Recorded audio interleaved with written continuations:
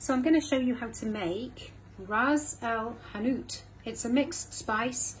It comes in a tiny little container if you buy it in Sainsbury's.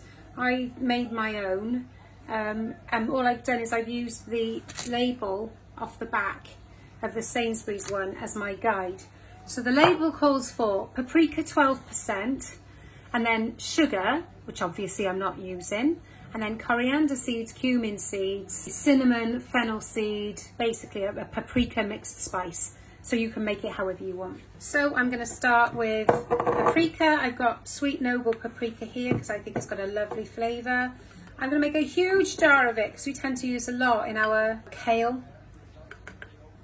So I'm moving up to a bigger jar. It's probably mostly paprika. Right, there's the paprika done.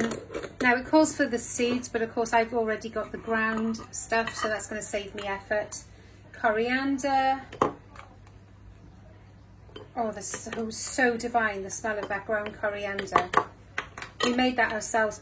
We toasted the coriander seeds first and then put them in NutriBullet.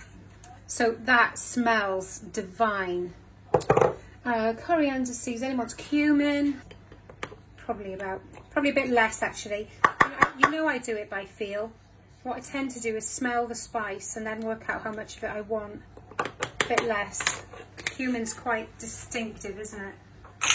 Then what does it say? Cumin, salt, black pepper, chili flakes. So so the fact that salt and black pepper come before cinnamon, which is 6%, mean that salt is probably about 7%. So I'm going to put a significant amount of salt in. Ground pepper, I'm going to grind this one quite fine. Oh, it's quite a lot of effort.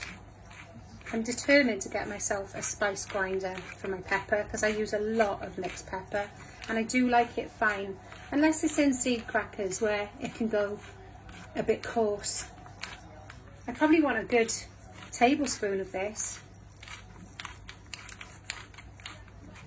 Definitely need a grinder. Right, let's see how much I've made. Yeah, it's about a teaspoon. I can always do some more later. So then it calls for chili flakes.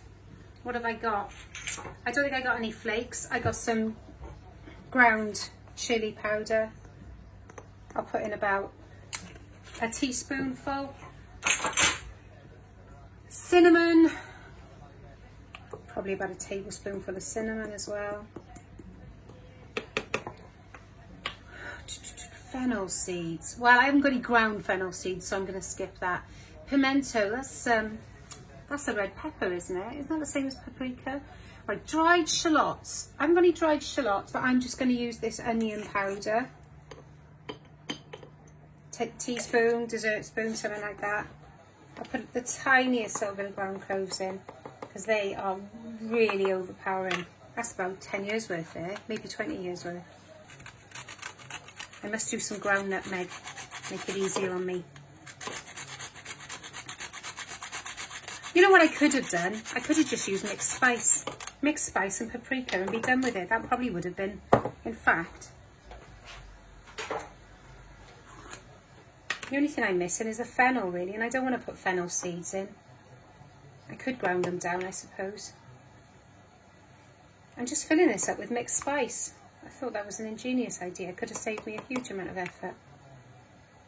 I got all my spices in bulk because I buy them by the 500 grams and store them. So I've got, you know, nice big spice jars because we use a lot of it. So I think that's it now. And then just mix it all up and you're done. It's like a sand picture.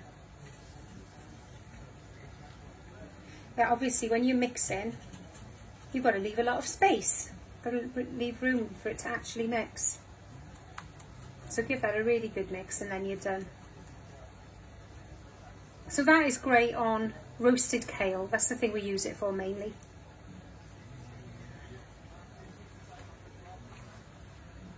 Ras El Hanout.